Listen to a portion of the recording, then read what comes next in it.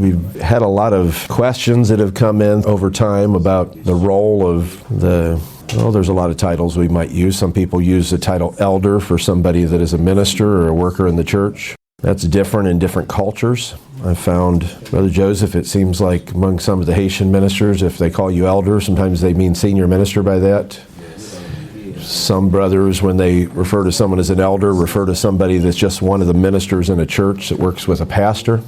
What we're meeting here in this kind of a meeting about is the brethren that work in the church with the pastor and pastors in our area. We've had several of these since I've gotten here, and our goal in all of them is to answer any questions you have about the type of role that you have, as well as to get into discussing what our vision is as a local ministry. Because we do have a specific purpose we're trying to carry out. This isn't chaotic, it's not random, we're not just waiting to see what happens, though with some things with God you have to do that. Some things you need to have a plan, you need to have a mission, you need to have a mandate, so to speak, to carry out that mission, but you need to know what you're doing. And so we want to make sure we're working together, which has not been a problem. And I don't even know what word to use for the level of encouraged that I am regarding the brethren sitting in this room. We've got a handful that we're missing. We'd barely be able to fit in here if we got the other ones that are missing. But it's a pretty incredible thing when we have a hard time fitting in a room that can very comfortably seat 24 people. Sean's in the 25th chair in the room. There's 12 chairs back here and 12 up here. This room works really well for this type of meeting. I really would prefer to have it in here where we can be close together to talk, sitting around a table. Maybe the Lord will not let us stay in here. Maybe if we keep going, we'll have to meet in a bigger venue than this. But while we can use this venue, we'll use this venue, this location.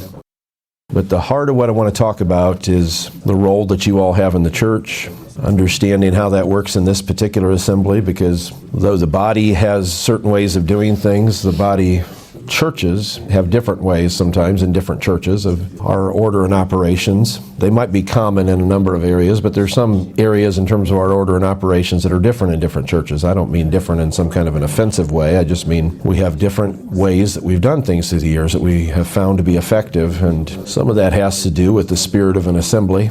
Every church has a different personality, and the personality of a church can change over time. Many times, the personality of a church is the byproduct, to some extent, of the personality of the leader or leaders. We're blessed with a number of leaders in this assembly, maybe more than most assemblies in the body, the number of men we have that are able to sit on the platform that I have confidence in. There's different levels that you have in leadership. We've got people that have taken leadership roles that are what you might call temporary or periodic, like teaching a class. We both came up that way, didn't we, Brother Chappell, where we taught a lot of classes and things, adult Sunday school, other things like that we taught, Bible studies. That is a level of the ministry. You're working in the ministry when you're doing that kind of a role because you're ministering to the people, you're teaching, you're encouraging, exhorting, all the other things that go into that. And then you get to a place where you start doing things on a more regular basis. You may be on the platform, which you brethren are all brethren that sit on the platform. That's what this meeting is about. It's about the brothers in this assembly who are at the level of the local ministry, the brothers that sit on the platform. There's stages among people that sit on the platform. We have people that are quite a bit newer. We have people that have been here many years. We've got very seasoned men, and sometimes seasoned isn't related to age. I've seen some men that are older men who are not as seasoned as some younger men who've taken services and worked in the church in ways maybe that other person didn't. So seasoning and that kind of tenure doesn't always relate to your biological age, but there's stages of that. Not everybody in the room has taken a service. In other words, taken a service and moderated the service. That's not because you're not able to do that, but I want to feel that you're comfortable. I'm not just going to throw somebody under the bus. John would tell you it was quite a while before I put him on the spot in Mansfield, and it had to come to the point where I was dying of cancer, and I met with the brothers in the church. It wasn't because, real hard for him to say no to me when he knew I only had months to live. John wouldn't have said no, but I didn't want anyone to be uncomfortable, Brother Chappell, when I had those brothers. There were some that had taken services, a couple of them, and others that hadn't taken services at that point, but I didn't want to just spring it on them, put them in a position where they would be uncomfortable and think, well, I'm not sure if I feel comfortable doing this or know how to do it. And I can recall that I asked Brother Fowler, I gathered all the brothers together on the platform, I think, that Sunday after some of those diagnoses, and asked you all if you could, I might get emotional if I start telling the whole story, but if you could help keep my hands up and help support me by taking some of my responsibilities that were things that I felt you were capable of doing.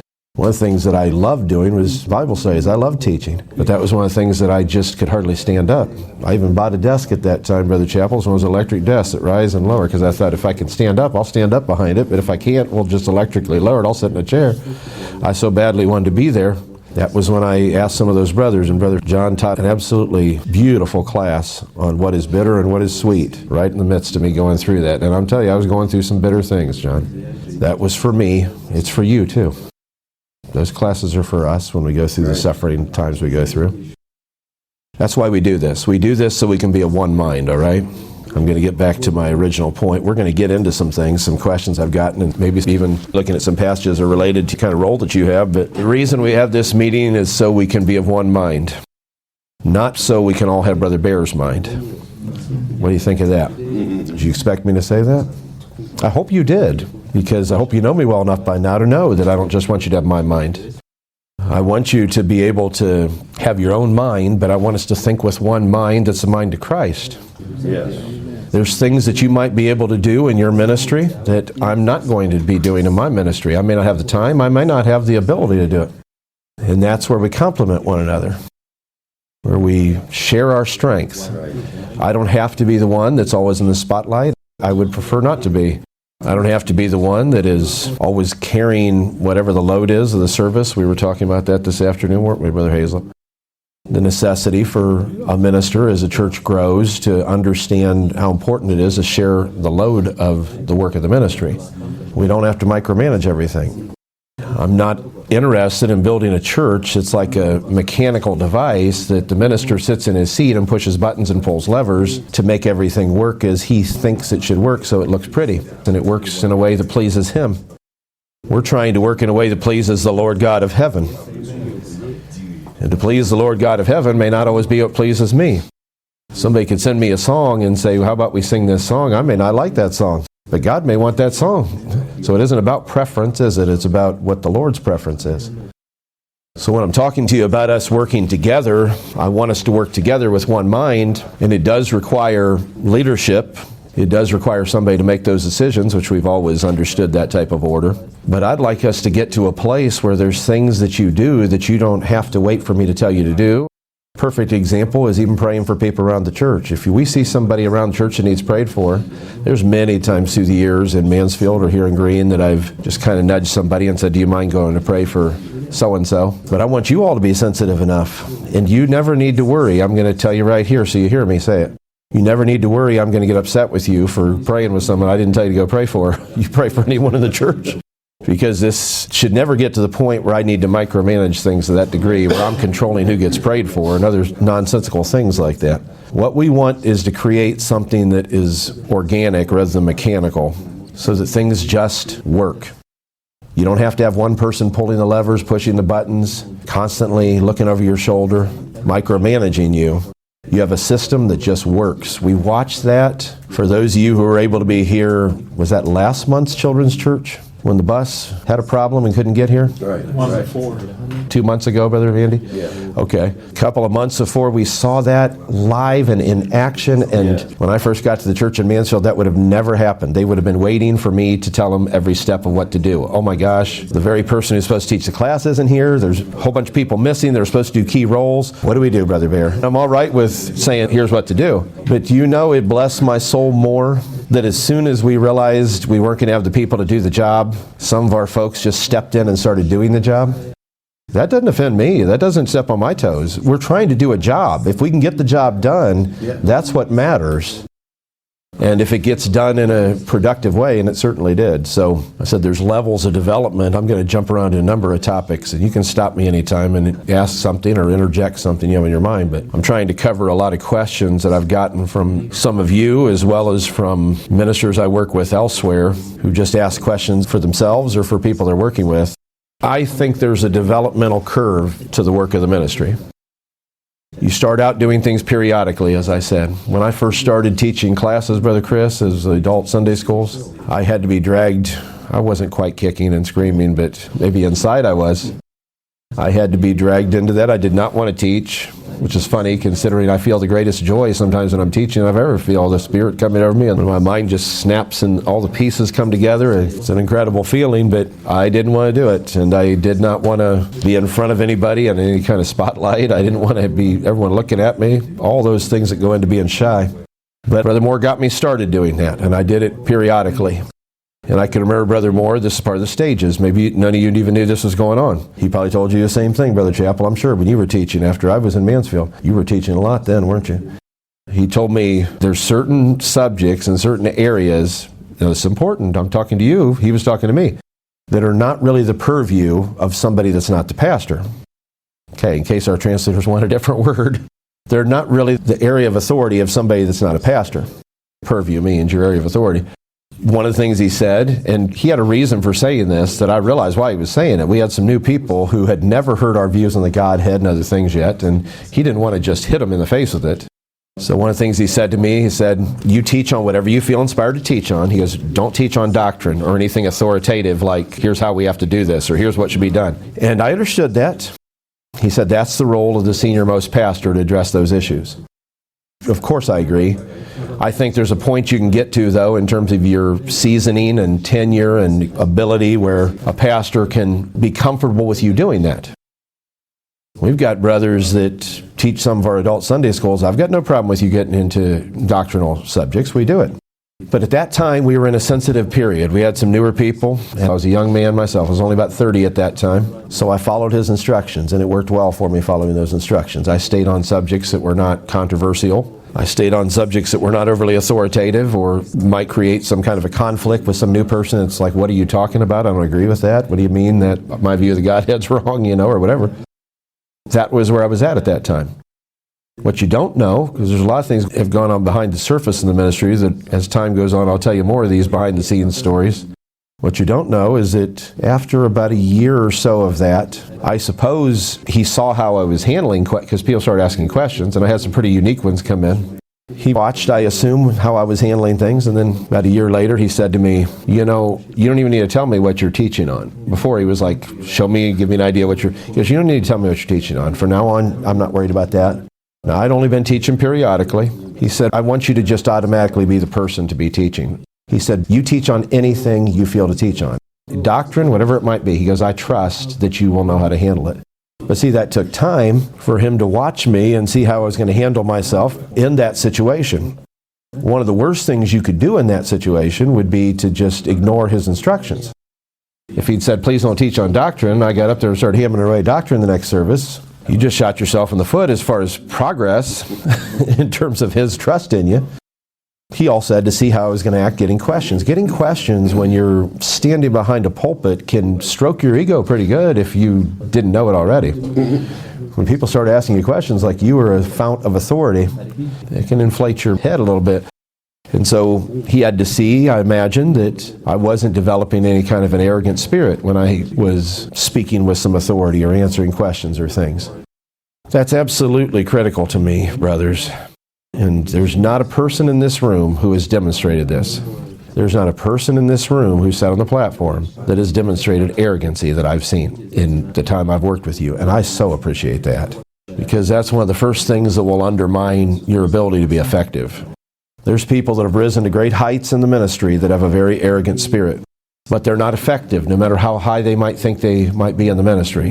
And they're certainly not going to be effective with God if they're full of themselves. Your spirit is absolutely the most important thing. I said in one of the last minister sessions we had, I gave you a list of some qualities that are absolutely critical for people in the ministry at any level in the ministry, and I went through a whole number of things, being stable and studious. You remember all those S's we went through? I intentionally left this one for the last, your spirit. That's actually the first, but I left it for the last intentionally. The first is your spirit, because I've known men who were brilliant men, you have too, some of you, who had a terrible spirit. And unfortunately, though you might remember their brilliance, their effectiveness in your life might have been massively short-circuited by their spirit. I've known men who were great hard workers who had a terrible spirit. I had somebody actually one time want to argue with me because they were doing some things that were wrong. They were in a very bad spirit and being disrespectful to other people in the church. And they wanted to argue with me that they should get what amounts to get out of jail free card because they'd done so much work for the church. He said, look at all the work I've done for the church, Brother Bear. I said, I deeply appreciate all the work you've done for the church, but it does not override you mistreating somebody in this church. And unfortunately, it will erase all the work. Right. You could be a great laborer, make all kinds of self-sacrificial things, but if you do something you shouldn't do, just like losing your integrity, you become a man that's immoral, you're going to destroy whatever work you did, which is why our spirit and the sanctification of our lives are absolutely the highest priorities. Being studious, being powerful speakers and spiritually minded in terms of being able to watch the Spirit and seeing what God's doing in His service, those are all very critical qualities for a minister, but they don't mean a thing if you lose your spirit or your integrity. Right. You could be the most brilliant man, or you could be, like I said, the hardest worker. It's not going to make up for that. I'm just kind of talking right now before we really get into something, trying to decide which way I want to go. Some thoughts. Let me ask you something. Go ahead, Brother Fairhurst. When the example that we watched that service on the way home, and we're just so blessed by it, but isn't that one of the fruits that the minister is looking for in a church, that it can operate, not usurp authority, but can operate under that covering that the minister has there? That's one of the fruits of their labor, isn't it? Yes. Paul mentioned things like this several times in his epistles where he talked about, you are my letter, you're my epistle. Yes. You are my resume. Yes. If somebody looks at your church that you have maybe founded or pastored or maybe had a major impact in affecting, and the church is a mess, that's on my resume, you know. So who wants that on their resume? But we have to have a love for the church that goes beyond our resume. We have to have a love for the church that would give someone else the credit if that's what it takes. Yeah. By the way, that's another subject, but that's what is part of us not being arrogant, is we have got to get to the place, and I think this group we've got here are at that place in a great way, where we don't have to get the credit, we don't have to be the one in the spotlight. This is not a competition. If a spirit of competition rises up, we will have to put a stop to it. Yes. There's times when we've had to do that. I'm not going to be specific, but there's times when the wrong type of spirit rose up and it became a spirit of jealousy or envy or whatever word you want to use for it, and competition, and that will destroy the spirit of the ministry of a church. Yes. Once that spirit rises up, it has to be stopped the moment it peeks up its ugly head. One of the most important things we can do as a group, I told you, your moral life and your spirit are critical for you individually. One of the most important things we can do as a group is continue to work together. Look for the good of your brother. It should be a natural thing for our brethren to defer their brother. And I don't mean that when I ask for someone to close with prayer, nobody stands up for 20 minutes because they're all deferring to their brother. But what I do mean is, if there's a higher place, put your brother there. I'm going to tell you what will happen if you keep putting your brother in a higher place. You're going to merit yourself a higher place than even you put him in. Yeah. Because that's the way God works. If you keep pushing other people, getting behind them and pushing them up, God will look at you and say, you know what? I'll lift you up. And God can lift you higher than you can lift anybody else or yourself. I want to come back to something I started saying a couple minutes ago, these stages of development in the ministry. You've got times where you're doing things part-time, where you're taking a role that's significant, and most of the time as you see somebody succeed in that kind of role, they'll have more opportunities because you want that person to be able to succeed for themselves, but we want the church to succeed, and that's what this is about. This is a team effort, which is why I said what I said about the necessity for us working together. This is a team effort. No one of us is ever going to get lifted higher than all of us are lifting each other. It's not going to happen because God's not going to let it happen, but it's also not going to happen because I'm not going to let it happen. I'm not going to let somebody push everybody else down to get up. Yes. Yeah. Or shove people down or play some kind of... One thing we are not going to have, and we don't have it, all right? So I'm not correcting you. I might want to slow down. All these guys talking a mile a minute back there trying to keep up with me. It makes me realize how fast I talk when I hear the translators.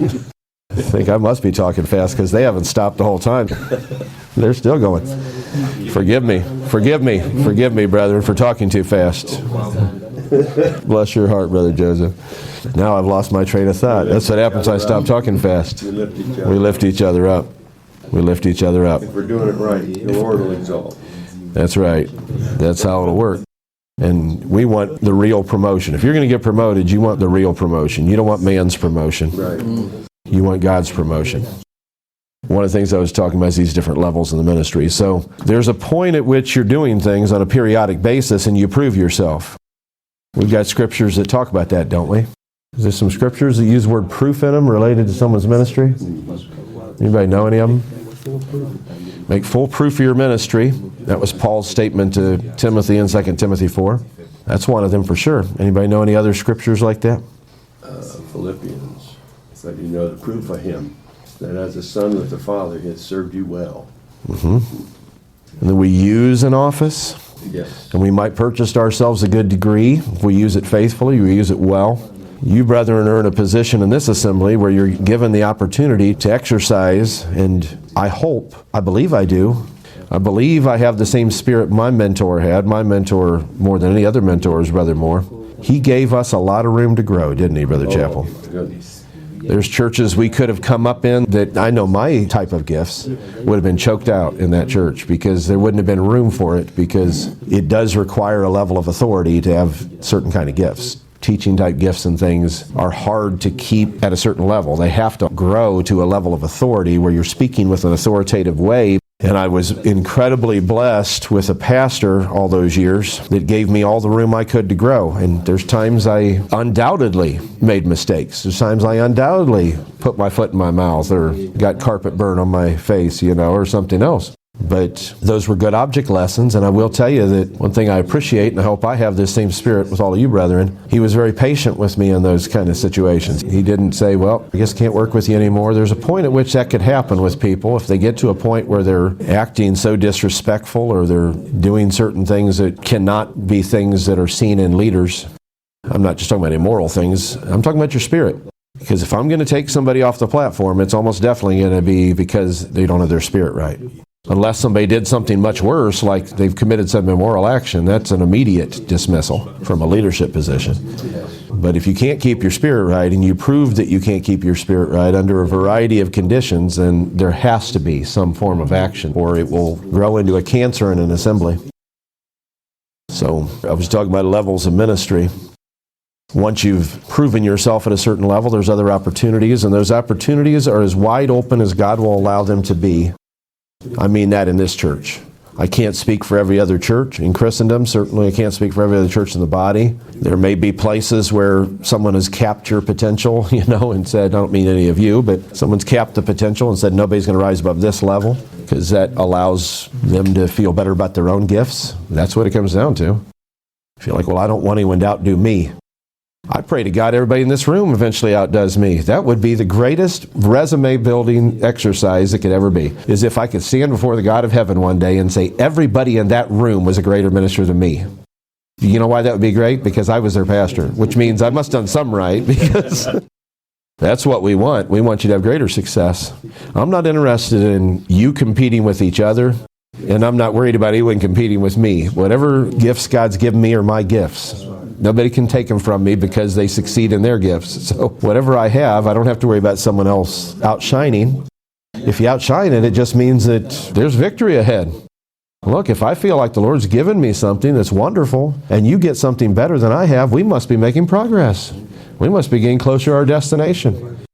And that's the goal, is to get closer to our destination. So it doesn't take anything away from your calling. It doesn't take a single thing away. Brother Brown had that statement that I know some might not have appreciated when he said it, but there was some anxiety because when the bodies started coming back together, you had men who might have had some pretty powerful roles in their areas that maybe weren't a part of this group, but they were part of this group. Now you're together, you got a whole lot more powerful men than you might have had before in terms of overall. And there was some anxiety. There was a spirit of competition arising among some. That can happen in the ministry at the highest levels. That's not just something we worry about for people that are young ministers or developing the ministry. It can happen at the very highest levels, at the highest echelons of leadership. There can be a competitive spirit. That kind of spirit started rising. I think you were there in that meeting when he said that, Brother Chappell, when he said, look, brothers, if you're 6 foot tall and a 7 foot tall man walks in the room, you didn't lose an inch. You're still 6 foot tall? No, I think some of them didn't appreciate that because they thought, well, I want to be the tallest man in the room. That's the real... But look, we need to be satisfied in our measure. Yes. And if you're satisfied in your measure, God may cause you to have a bigger measure. If you can be humble and say, you know what, maybe I'm not at that person's level and I'll honor them for what they have, maybe God will give you more. And you may end up further along than they were at some point. I've watched in the business world and I've watched in other contexts too. I'm not going to go further with. But I've watched times when people did everything in their power to push you down so they could rise. And just give enough time and then they end up way down there somewhere and God lifts you up. I'm going to tell you, He's a faithful God. If you'll keep your spirit right, you keep on using this phrase about staying little, but if you'll stay little, God can make you greater than you could ever imagine in your mind if you can keep your spirit little. Because that's what will cause God to promote a man, is that He sees that the man can take the promotion. If you can't take the promotion, God's not going to promote you. You might get a promotion from another man, but you won't get a promotion from God. Because God is not going to promote you into a situation that will cause you to be more carnal, cause you to be more arrogant. Thus, and forgive me for being this blunt, if you see men rising at a local level or at a higher level, and they're becoming more arrogant as they're rising, you may want to wonder if God actually is the one that promoted them. Because God is smarter than that. If He's going to promote you, I'm going to tell you what, every promotion I've gotten from the Lord, I'm sorry to tell you, I hope you don't go home tonight and have anxiety, but every single ministerial promotion I have gotten, and I have had a number of them in different ways. I don't mean from one assembly to another. I mean where God took your ministry up to another level. Every one of them came through a grist mill. Oh, I got to help our translators with that one. Every one of them came through a furnace. Every one of them came through a storm. The cancer diagnosis I had was not by accident. There was nothing random about it. I'm not going to claim that God gave me cancer, but God used that cancer. Yes. He used that cancer to do things in me and for my ministry that could never be done any other way. He had to get me to the point where there was nothing on this earth that I could possibly fear but Him. He had to get me to the point where I would put Him above every single other thing. And when you're in certain situations, you'll be tested with that. So if you're sitting in this room, you're in a very dangerous place, Brother Heath. Brother Heath, he's probably in the safest place in the building where he's sitting, in a humble place. Brother Heath should be sitting right beside me. But Brother Heath's sweet spirit, he's in a good place that way. But this is a dangerous place, brothers. You want to serve the Lord in a leadership capacity, that's a dangerous place. Oh, yeah. There's no more dangerous place in the entire kingdom than behind the Bible stand. There's no more dangerous place in the entire kingdom than in the ministry. Because God knows you can do more damage in the ministry than you could do anywhere else. He also knows you can do more good. And so for Him to prepare you, to use you in a mighty way, and I pray He does with everybody in this room, but I know there are people in this room who He wants to use in a mighty way. He's preparing you right now. And for Him to use you in a mighty way, He's going to have to take you through some mighty bad things. I'm sorry to say. He's going to have to take you through things that are going to break your heart. There's things I've gone through that literally felt like it was ripping the heart right out of my chest. He has to break you. He has to do it. He has to allow you to go through suffering, or you are not going to be able to have the kind of internal strength He's looking for. External strength is very important. External standards, things like that, they're important, undoubtedly important, but they don't measure up to internal strength. If any of you know anything about somebody preparing for the Olympics, or let me use an example I can relate to better military-wise. If you know anything about somebody training for a specialized role in the military, the attrition rate, attrition is how many people don't make it, how many people are lost, all right? So you start out with 100, and if the attrition rate is 66%, that means when that's done, there's 34 people left if you started with 100. Certain military branches pride themselves on their high attrition rate, and they would probably argue that the higher the attrition rate, the more elite you are. We might not appreciate this in the United States, but a lot of us think the Navy SEALs are probably the highest. Their attrition rate sometimes can get in the 60s and 70-some% of a class that don't make it. But the British SAS, the Special Air Service, is the worst attrition rate. They can get up into the 80s. You can start with 100 people and end up with 15 that make it through the class. Anything that is going to be worth having is going to have a high attrition rate. There's going to be a lot of people who aren't going to be able to survive it. A lot of people that aren't going to be able to get through the training, through the processing. That's this job.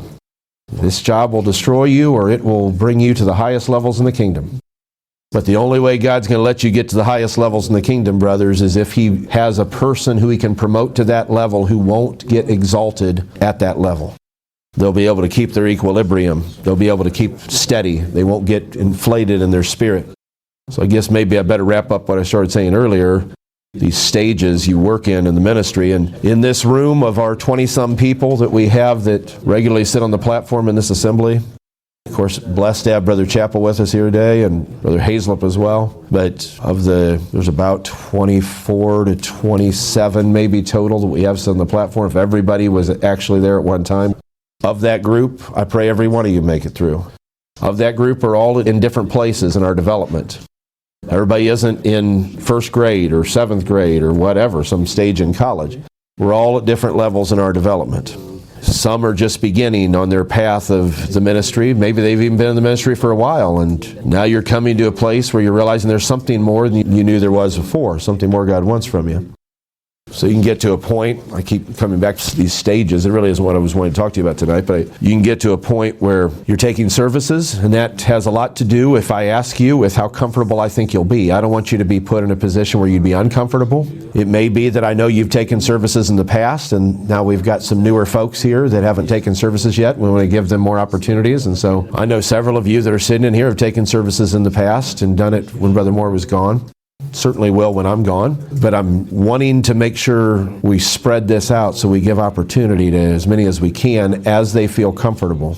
And I expect, and I know it will be the case that everybody sitting in this room, that you'll support one another. Yeah. Whoever has a service, you'll get behind that person. You'll respect them and give them the same measure of respect that you've given me and that you continue to give me. Treat them as if they're in my seat. Certainly I wouldn't want to ever see any of you challenge somebody that I've left in charge of a service or give them some kind of a hard time, which you haven't, and we would never want to see it. Amen. We work together. Then there's a level you can even get to in the local ministry I'm still talking about where you're really in more of an assistant pastoral role. That could be either because that's the level that God has called you to or because that's a level of preparation for a higher level. Sometimes people have the title of an assistant pastor or someone in that kind of role, and the assumption is they'll be a pastor one day, but that's not always true. Sometimes people are assistant pastors because that's the calling God had for their life. He wanted them to be an assistant pastor. Forgive me, but He wasn't going to move them to a higher level. Now, maybe something could change that would change that, but sometimes that is the level. Sometimes someone's in that kind of a role where they're serving as an assistant pastor because they're going through a stage of preparation before they become a pastor in their own right. I mentioned this in one of the earlier sessions we had, but we use this title, pastor, which is, I've got to stop the monologue and try to get some dialogue periodically at least. Though I've got so many thoughts in my mind, you'll have to forgive me. I just feel like I need to talk to you. So I hope you'll forgive me for holding the floor, but I feel like I need to. That's part of why I want to have these sessions. Once we get into more of a regular ministers meeting, it won't be like that. We'll try to get everybody involved that can be. But what did I just start saying, Jim? Pastors, thank you. Pastors. I think I knew I said that, but sometimes I check you guys, see if you're actually listening. I know Jim's listening. I got it broken down. Yeah. Tell me what the title pastor actually means, you Bible scholars. I don't mean give me a dictionary definition of the word pastor out of the Merriam-Webster. I heard someone say it. What's the word pastor actually mean? What's the real word? Now that may sound shepherd. Thank you, Brother Shex. The word pastor in our English language is actually maybe a little bit of a misleading title because it doesn't really give you the depth of what that word means. That word, whether in Hebrew or Greek, when you see the word pastor in the Bible, if you see it in the English Bibles, I don't know, Brother Joseph, Brother Jerome, in a Kenyarandan Bible or in a Swahili Bible or in a Bible that's in Haitian Creole, do they translate it pastor? Yes. Do they? Okay. Yes. But there's a difference between the capital letter and the lowercase letter. Okay. To make the difference between Christ as the pastor. That is the same thing in the English Bibles where you see apostle with a capital A or bishop with a capital B. It's referring to Christ, yes. In Swahili is mchungaji. Muchungaji? Yes. Okay. Which means shepherd. In Kinyarwanda is umushumba. Umoshumba? Yes, which means shepherd.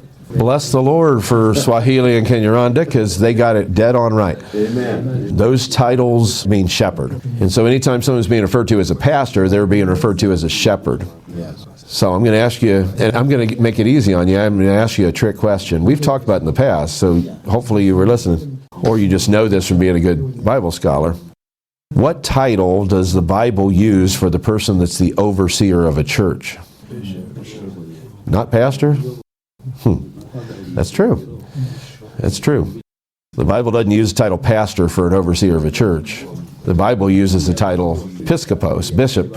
We wouldn't have to translate it bishop, by the way, brethren. We could just translate it overseer. That bishop is just one way it's been translated. Not every person working in the role of a pastor is an overseer. We need to have people working in the role of pastors in our churches, especially as they get bigger, who are not the overseer. We've got people in our assemblies who need access to more than just one person. Let me say this differently. Our church has gotten large enough that there isn't any one person that, as I said earlier, can manage all of the needs of the people. We need different people filling what amounts to pastoral roles in regard to different groups at this point, where they are helping to be responsible for people in more of a pastoral way. I don't mean they're starting a church. We're not trying to split this church and start separate churches. There is one overseer in this church. I am in that role. I don't say that in a big way, but that's my position. But we do need to have ministers at different levels working in this church for this church to be healthy. Some of our brethren are already filling those kind of roles, whether they realize it or not. When you're working with families and you're helping with different people, you're filling more of a pastoral role in doing that. The more people you're able to mentor, that's why I like Brother Mentor's name. The more people you're able to mentor, the more of a pastoral role you're filling. Now, we don't do that for the sake of drawing followers so we can eventually go off and start a church. That would be what we call a work of iniquity, perhaps even building on blood, depending on how severe it gets. But we do that for the sake of building the work.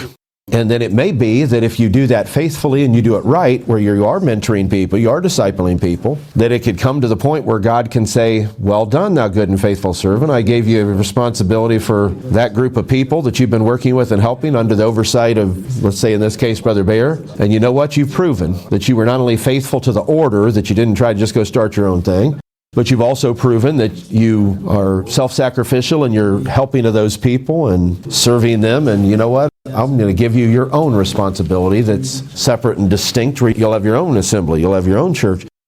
Brethren, I have every reason to believe that if, this is big two letters, if we continue moving in the direction we have been moving for the last couple of years, I'm looking for churches to come up in places for a number of reasons, not only because this expansion continues happening the way it has, and it's not just what we see in our local assembly, which is astonishing, several hundred people, but it's going on outside our local assembly. The amount of people that we're affecting outside our local assembly. And I do not believe God would give us this kind of incredible troop of soldiers just for the local work. This is an incredible group. When you've got several dozen strong men that are able to sit on the platform and assist in ministerial ways, that is not just for the local church. God intends to expand this in other ways as time goes on. And this is the period of proving for that.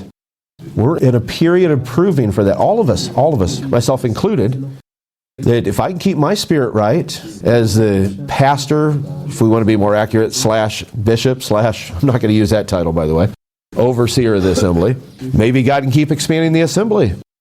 If he keeps doing that, and you all need to be watchmen and minutemen. I could teach a lesson on either one of those words.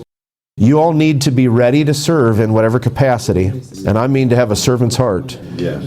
If you can have, this comes back to what I was saying earlier, a servant's heart and the Spirit of Christ, there is no ceiling on where God can do with you. Servant's heart means when we need help around the church, you're willing to do it. I told you I knew a man one time that he was asked to help around the church. I mean helping usher, not a really lowly role. I don't know if they asked him to help on the cleaning staff. Clean the bathrooms, that's about as low as it gets, right?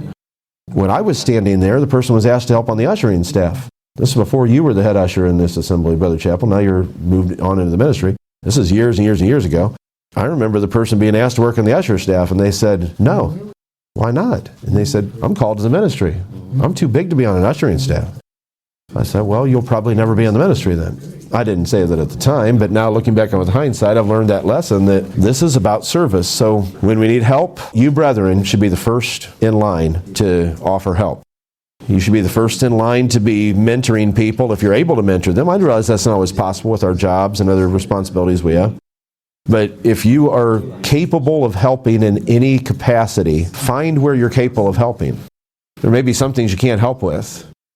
If somebody says, I need somebody to cook a dinner for my family, you probably don't want to find me, because I'm not sure if I can make pancakes that burn them. So unless you want the dinner coming out of the microwave or a pizza in the oven, I can do that. I'm probably not the one you want doing that. But we've got some cooks, don't we? We've got some chefs. We've got some bakers. We need to find our strengths, brethren. And I'm not talking about you being the cook, chefs, but you might be some barbecuers or something in here. But we need to find our strengths. It may not be that you can help with everything. And I don't want you to be discouraged if you say, you know what? I see that brother is doing such and such, and he's having success helping with this family or whatever. And maybe you just don't feel like you have the gifts for that. Number one, you could pray that if God wants you to be more successful at that He gives you the gifts and the type of mentoring and things you need to develop that. But you can also pray, Lord, will you show me where I can work? None of you are doing this, but some people are looking for a way to get out of work. Instead of that, what you need to do is say, Lord, show me where I can, I don't mean just shine to get attention, but show me where I can shine, where I can do something productive, where I can be a benefit to this church. I'll tell you right now, brothers, I am not what you would call an evangelist. That's not my principal gift. But I believe, by the way, if you're ever going to go into the ministry, you're going to have to be an evangelist on some level. You realize Paul said to Timothy, do the work of an evangelist. See, I tried to slow myself down so I could have you quote it, but I got started. I couldn't stop. Do the work of an evangelist, make full proof of thy ministry, right for that passage we're referring to. Every ministry has to be able to do the work of an evangelist. That doesn't mean you have the office of an evangelist, but it does mean you have to be able to talk to people about the Lord, be able to bring someone to church, bring someone to the faith. I've brought people to the faith, to the Lord, that were not in a relationship with Him before, but that isn't what I would call my principal calling. And if somebody were to tell me that in order for you to work in the ministry, you're going to have to be a full-time evangelist, I probably would have given up. I'd have said, I guess I'm not supposed to be in the ministry, because I wouldn't have succeeded at being a full-time evangelist.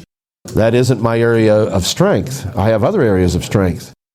I can evangelize when God gives me the spirit of an evangelist. He does at times, sometimes from the pulpit, sometimes talking to people. And I better always be able to evangelize in the sense that I said a minute ago, where you're talking to people about the Lord, inviting them to church. But to be effective at it. See, that's the type of job where if you're not effective, you're going to get burned out pretty quick. If you're talking to a lot of people about coming to church and nobody ever shows up, or they're rude to you, just like doing a lot of cold calling if you're a salesperson, that's rough. Unless you have a lot of success, that's rough. But if the Lord touches you, I'll never forget my grandfather talking about when the Lord would touch him as an evangelist. And I tried to get him, this frustrated me when I was young, I tried to get him to do it more often. I was like, why don't you go talk to more people? Well, come on. Every time you talk to somebody, they come to church. I was like, talk to some more people. He's like, nope. What do you mean? I mean, he talked to people about the Lord, don't get me wrong, but I mean that implacable, you are going to go to church kind of approach. When he got it and he went to people's homes, it's the reason some of the families are in this church is because the Lord straight out told him, go to so-and-so's house and tell him to come to church. Right. And if the Lord told him, he was on his way. And every single time there were results. Now, I don't want to confuse you. That's not how an evangelist always works. But that's how it could work if you're not an evangelist, where the Lord can tell you, I want you to go talk to so-and-so. You better do it. You better do it. So everybody has to be able to fill that kind of role.